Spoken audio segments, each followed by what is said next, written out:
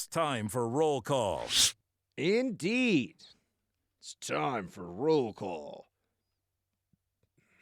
Autobots. What is it? Roll out? Is that right? I always feel like our voiceover guy. He's great.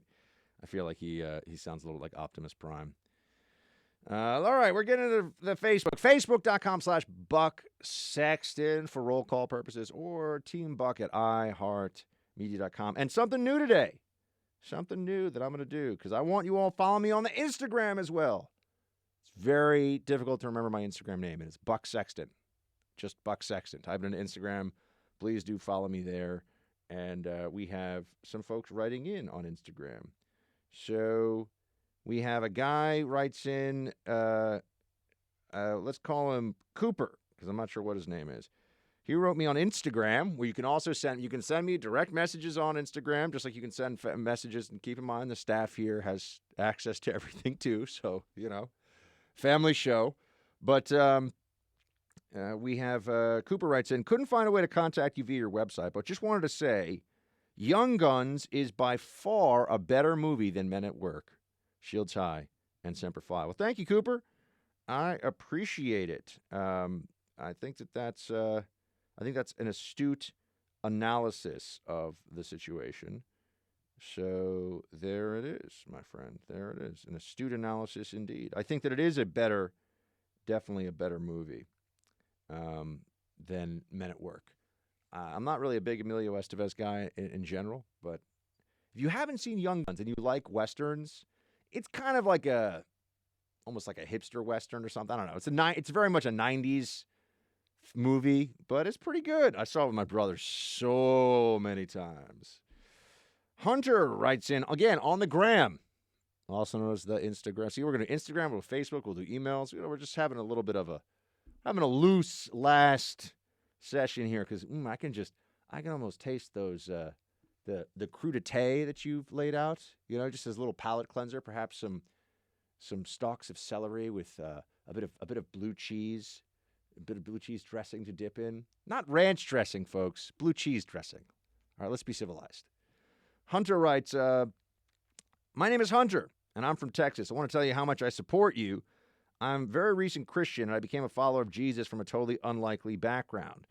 I was previously an extremely left-wing liberal Jew. In the span of the last year, all those things have changed. I've begun to be transformed. Because of this change, I've become a huge fan of yours and your leadership for conservatism and traditional values and masculinity in America.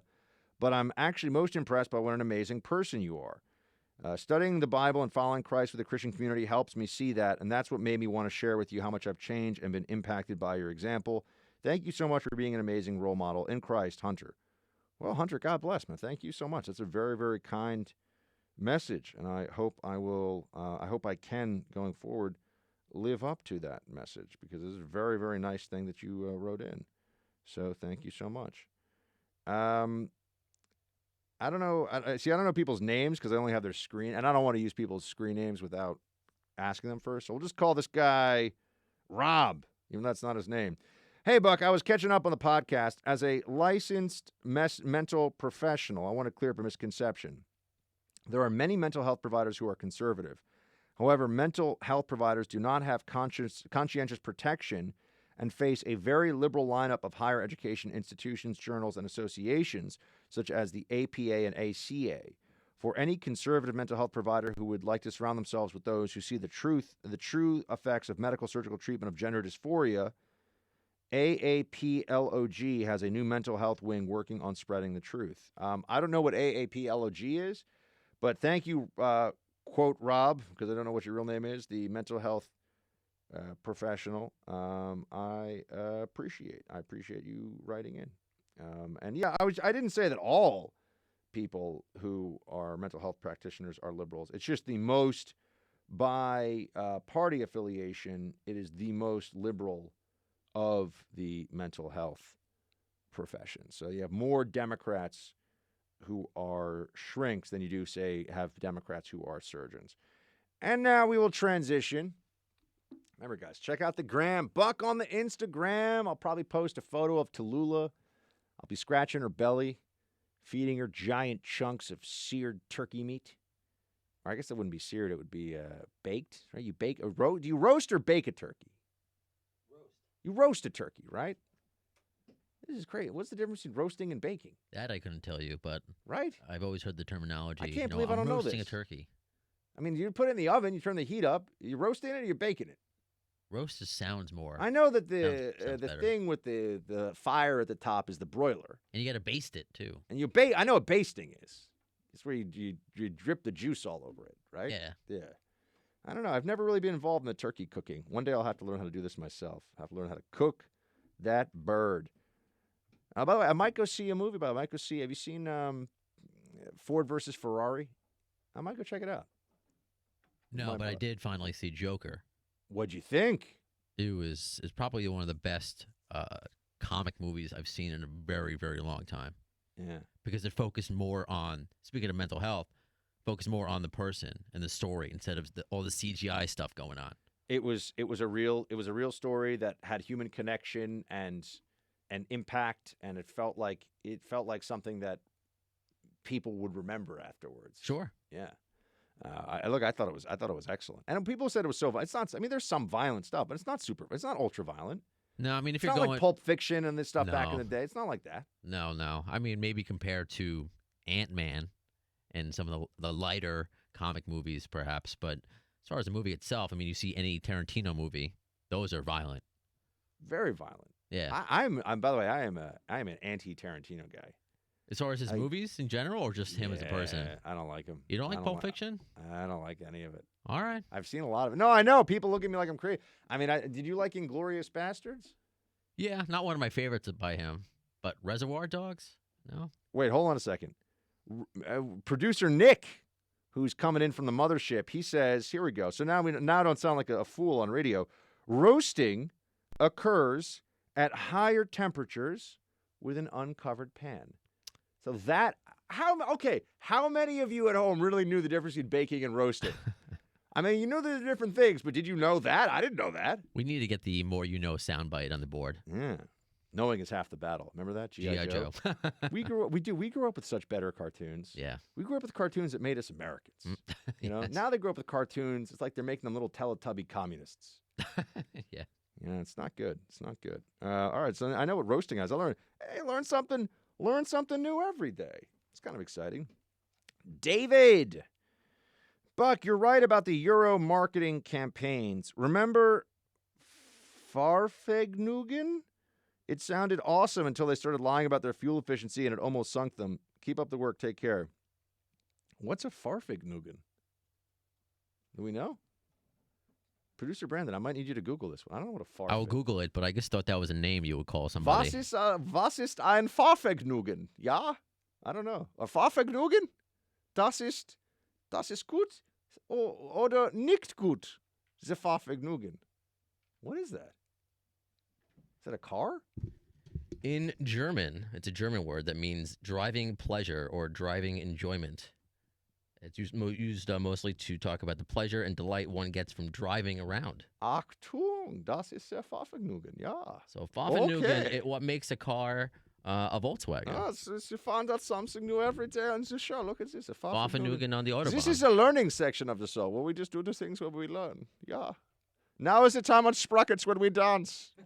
You know, you remember. I don't care what anybody says. Those were the SNL glory days. I'm as happy Mike as Myers. a little girl. What's up? When he would go, I'm as happy as a little girl. Yeah. Mike Myers, Dana Carvey, that was the Chris Farley, that was the peak.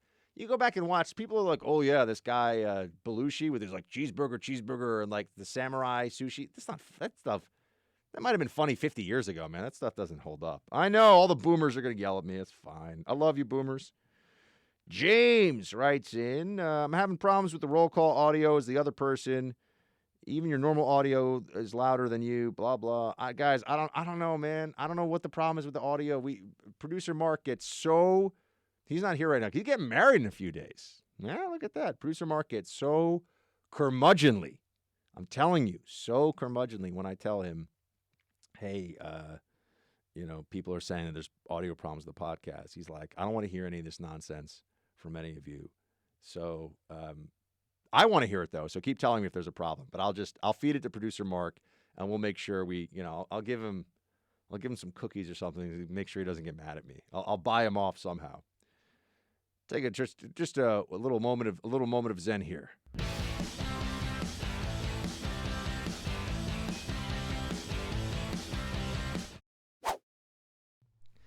And we're rolling with roll call right before Thanksgiving because I'm here working hard, doing a show for all of you, even though a lot of my peers are like, oh, I'm going to take a three-day holiday during the week. I'm sorry. Is freedom going to spread itself? Is the Freedom Hut just going to, do its own thing without us here to make sure that the libs, the commies, and the evildoers are held responsible? I think not. I think we all know the answer to that question. So, we get back into this. My man, here we go. Next up, we're doing the Facebook. We'll get to the emails if I can figure out where they are. Victor writes, "Greetings, oh great one. What has happened to the Drudge Report? As Master Yoda would say, the dark side I sense in you." Was that pretty good? That's pretty good, right? My Yoda wasn't bad for a guy who never does Yoda on the show. Or does yoga, but doesn't do Yoda either. A little bit Grovery. Yeah. Might be the same guy that voices it. Could be. Matt Drudge seems way too negative on Trump lately, as abundantly clear as a bright sunny day along the horizon. Thank you, Buck. Yeah, people have gotten kind of upset with Drudge recently. I don't really know what that's about. I don't know why we got Drudge all of a sudden not really being on the Trump train. It's not even that sudden. It's been a while now, but I don't know. Drudge is a shadowy figure, shadowy character. He's elusive, like a snow leopard. You never know where you're going to find him. Never know where he's going to turn up. And I guess snow leopards actually have to stay at high altitude in very limited regions, but you know what I'm saying. Hard to find. I don't know what the deal is with Drudge. I've never met him. I've never talked to Matt Drudge, so I don't know. I don't even think he knows who I am, so I can't say that I have anything like that. Here we go. Matt writes in, "Oh, a little more, the more you know." Do, do, do, do. Remember that? Matt writes in, because I mentioned the sweetbreads yesterday were disgusting, and I'm correct. There's that. Trying to save you all from making the mistake that many have made before of going to a restaurant like, oh, sweetbreads. I like bread. I like things that are sweet. Perhaps I shall like sweet bread. No, it is not like chocolate-flavored bread. It is, as Matt points out, the thymus or pancreas glands. That sounds even grosser than what I was talking about.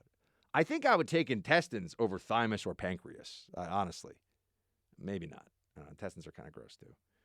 And he also says here that tongue tastes like pot roast. I believe you, but let me also say that I don't know what pot roast tastes like, so I can't say if it tastes like tongue or not. I don't know if I've ever had it. Brandon. Hey, Brother Buck and producer Mark. Shields high. Congrats on the upcoming wedding this weekend, producer Mark. Marriage is not easy, but nothing good ever is. Just remember the words of Winston Churchill. Never, never, never give up. Praying for you both. God bless you and your future bride, producer Mark. Back to business. Last night, I was at the Powhatan, Virginia Board of Supervisors meeting where our board voted to make our county a Second Amendment sanctuary county due to the gun-grabbing legislation that the Democratic Party is voting on in January. There's a wave of patriots attending these meetings in record numbers. I haven't seen anything like this since the Tea Party movement. The organization that informed me about it is called the Virginia Citizens Defense League, or VCDL. As of last night, Virginia has had 15 counties become Second Amendment sanctuary counties, and many more have planned to meet. Shields are high in Virginia, brother. God bless you. Airborne all the way. Brandon, sounds like a Second Amendment sanctuary thing is a good move. So good luck and God bless on that. Let me know how that goes. I don't know. I hadn't heard about this before. So see, we're learning all kinds of new things here on the show. That is just the way it is on the Buck Sexton Show. Adam writes, Buck, good news. Timberlake was caught with his hands in the cookie jar. So Jessica Biel may be Jessica Sexton after all. There's hope. Shields high. Uh-oh. Producer Brandon, what did Timberlake do? I didn't even see this. Do we know? I couldn't tell you. I'll have to Google that one as well. How could any man cheat on Jessica Biel? Good heavens. Good heavens, man, I say. It's absurd. Utterly absurd. I don't know if that happened or not. Maybe Timberlake was just, working on some choreography super late at night in the hotel room or something. I don't know. He was spotting Justin, that is JT, to the kids, holding hands with a co-star of his, I guess, on some movie set. Yeah. Is that? I don't know. Is that a thing? Or is that I mean, holding hands a little? I mean, okay, if I were married and somebody was holding my wife's hand, who was not a immediate relative or something, like her dad, right? I think that's a. That might bother me, but party foul. There could be more to the story. Maybe there could be. Maybe yeah. they were just working on the hand holding for the next big scene. Yes. I don't know. I'm trying to find the bright side here. I'm not trying to revel in the marital misery of Justin Timberlake and Jessica Biel, even though she was my high school crush when we were growing up. So she's pretty fantastic. Mary Camden, Seventh Heaven, man, and we were the same age. She was great. She even good at basketball. Just saying. I mean, I was probably better. Gina writes, Buck, Appetite for Destruction, Shields High and Rock On. What was that? Oh, I think Gina's trying to be helpful. I don't know if she understands it. Brandon, what is your podcast called? Because you have a podcast. I appreciate you asking. Appetite for Distortion, which of course is a play off Appetite for Destruction, their first landmark album. So producer Brandon over here does a show where he talks about everything Guns N' Roses, right? Yeah, and a lot of profile interviews. So it's not just, hey, my favorite song, my favorite album. Whether it's a former band member, a comedian, an author. Is there a case you made that Slash is the greatest rock guitarist of all time? I wouldn't think so. Oh. Yeah, no. I thought I was giving you an easy one. You're like, nah. No, Who is? I mean, there's Hendrix, Eddie Van Halen. I mean, there's a lot. Stevie Ray Vaughan. There's so many. Eric Clapton. There's a lot up there. But I'm not going to be biased. But Slash does have a cool top hat. Oh, absolutely, which he still rocks.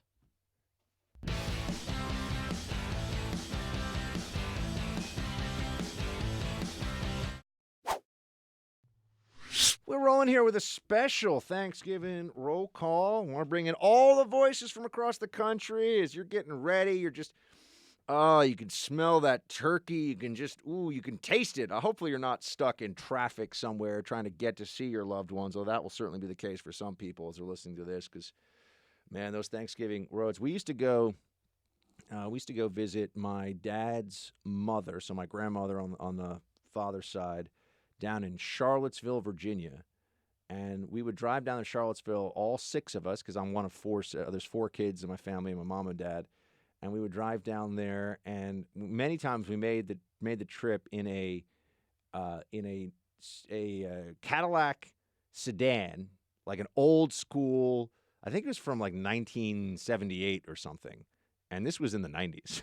So a really old Cadillac sedan that did not have air conditioning that worked, by the way, which was not a big deal for going down for Thanksgiving. But when we would drive down there for 4th of July, that was not always optimal.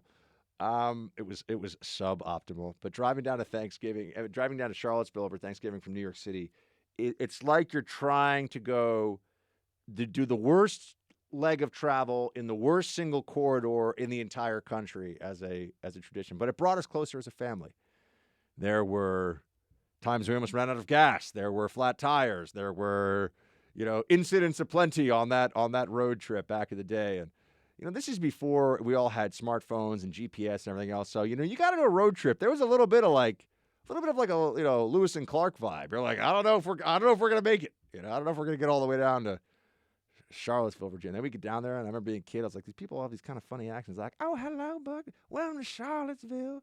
And I was like, oh, well, hello to you. It was great. They don't have those accents in Northern Virginia. Like when I worked at the CIA, you go around, none of that in Northern Virginia. But you get down to Charlottesville, and people actually have the cool accents. So they don't all say, I do declare, though, which makes me, oh, I do declare. That's not a thing. Us New York, yeah, no, they don't have a fan. They don't say, ooh, good Lord, I declare. That's not a, turns out people in the South don't actually say. I learned this when I was a kid because I was a New Yorker. I was a Yankee from New York City. So, yeah, man, we used to go down this long, long road trip. So any of you that are stuck on the road and you're in traffic, I'm just telling you, at least you can, you have Buck Sexton podcast to keep you company. If for some reason you make the ill-advised choice not to indulge in just catching up in Buck Sexton podcasts. You could listen to an enormous music library on your phone or on your touchscreen and your whatever it may be. And it's such a game changer from what it used to be. I mean, I just remember being stuck in that car. There was nothing to do except look out the window. Just look out the window for hours and hours and hours and hours. And you're like, okay. And we were on like I-95 too. So there's no charm. There's no charm. That's how I got to know New Jersey. I used to drive through New Jersey. I was like, I know what this is. This is all the chemical plants and the smells. This is New Jersey.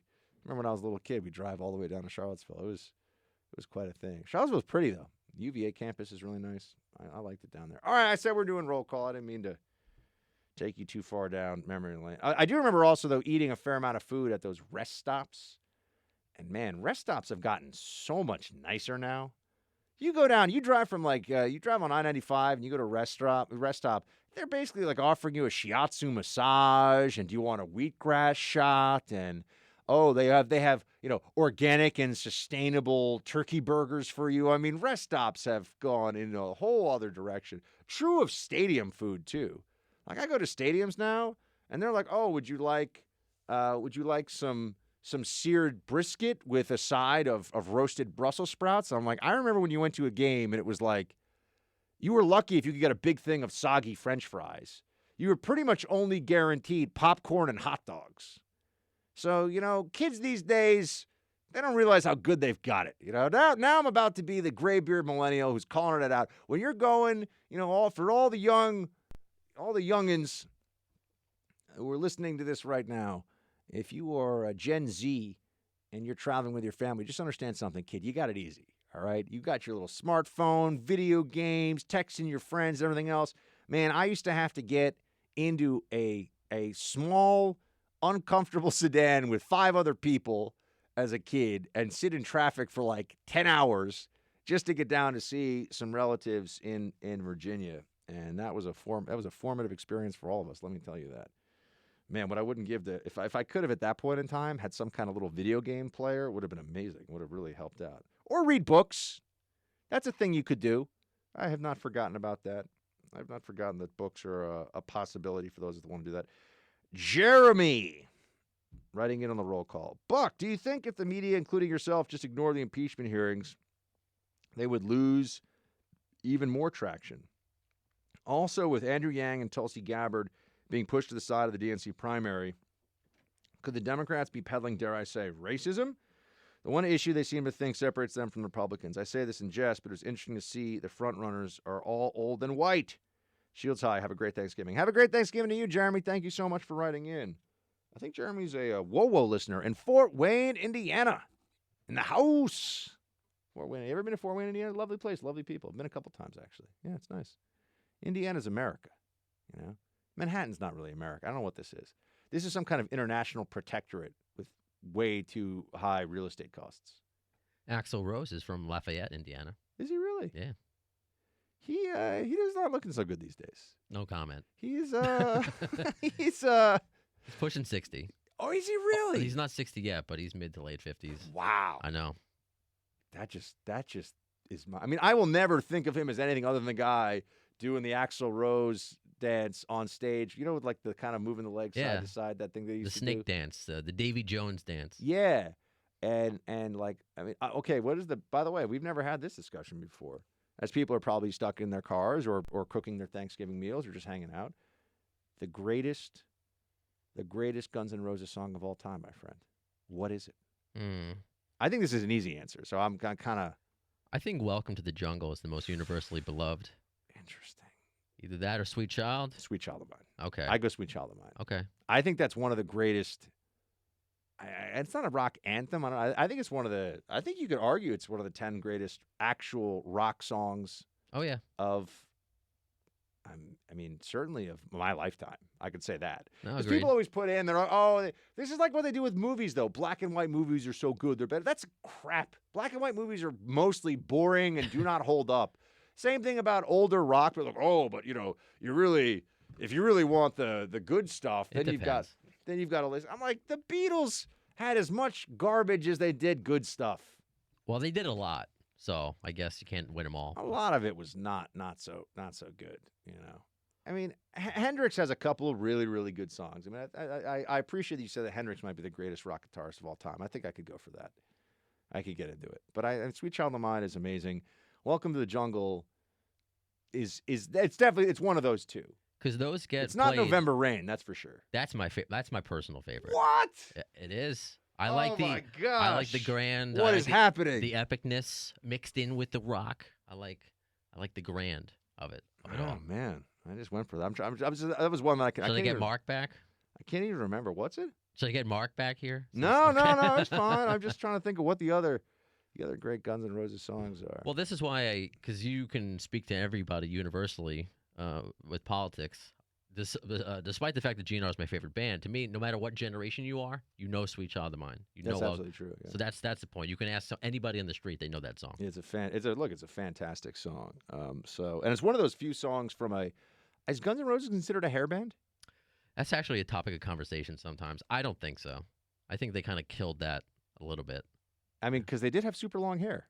They did, but I mean, maybe because in the Welcome to the Jungle video, Axl teases his hair up, with the Aquanet back in the day. Huh. Would you have done that if you were? I mean, I would have. Those guys, I feel like there was nothing quite like being a true rock star in the 80s and 90s for just, having a lot of fun and doing whatever the heck you want. Just to picture your swoop with Aquanet and just teased out is. I don't even know what an Aquanet is, but it's like hairspray. It's just like crazy hairspray. Yeah, I mean the swoop really. I mean, basically, if I was in a band, it would be a hair band because of the swoop, by definition. Sure. So that's one way to keep things rolling along here. We got a little more roll call coming your way, and then you're gonna be eating turkey, Thanksgiving, Black Friday, all that good stuff.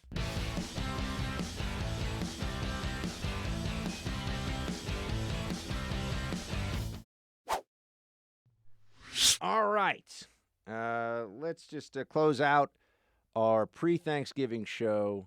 We should have like loaded in some thanks. What is Thanksgiving music? Is there such a thing? Is there Thanksgiving music? There should be. Give thanks for Thanksgiving, something like that. Well, just like how Adam Sandler does our very one of two or three, depending upon who you ask, Hanukkah songs. He does have a turkey song. Really? Turkey for me and turkey for you. Oh, all right, cool. Gobble gobble goo. You know how Sandler does it. I did not know that. All right, let's get back. Now we're going to take some emails. Buck, Team Buck at iHeartMedia.com. That is the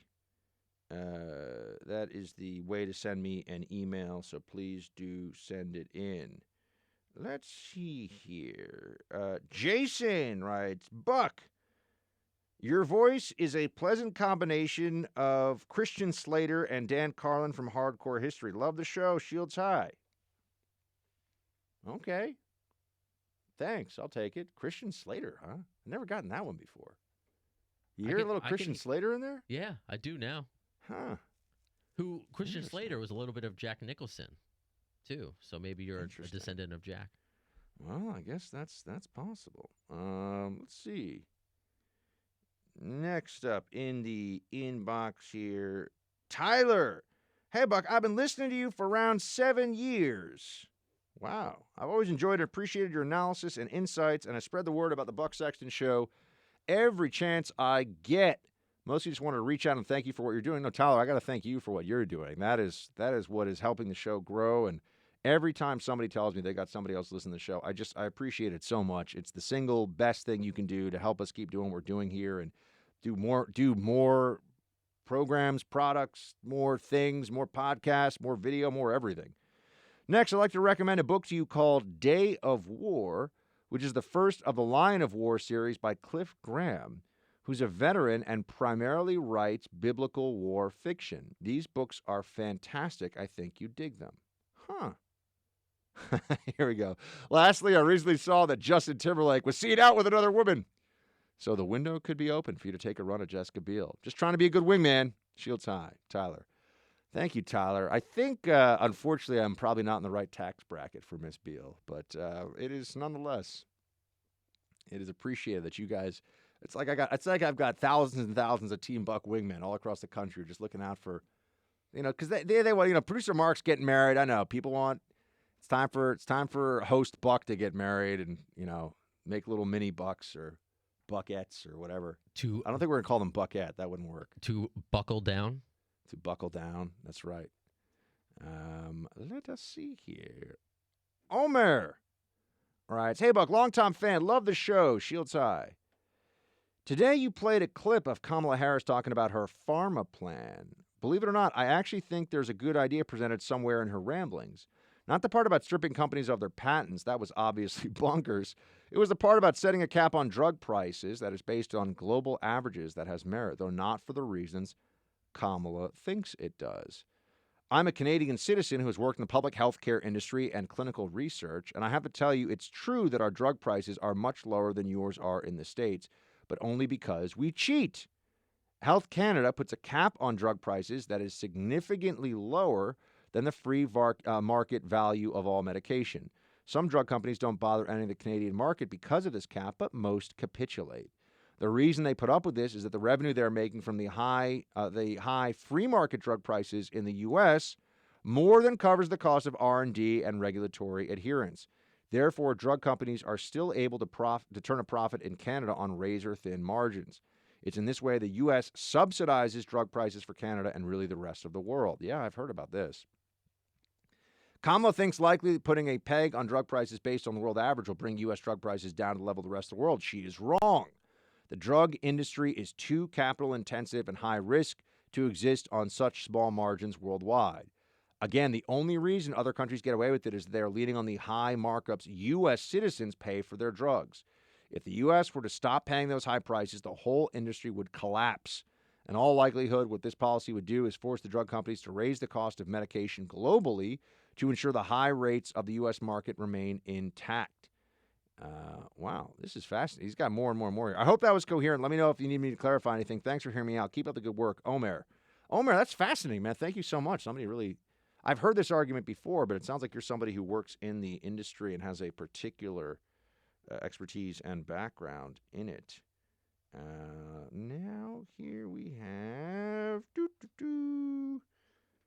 Bill, who writes, Buck, is this true? And I can't see what you're asking me other than that, so the answer is I don't know.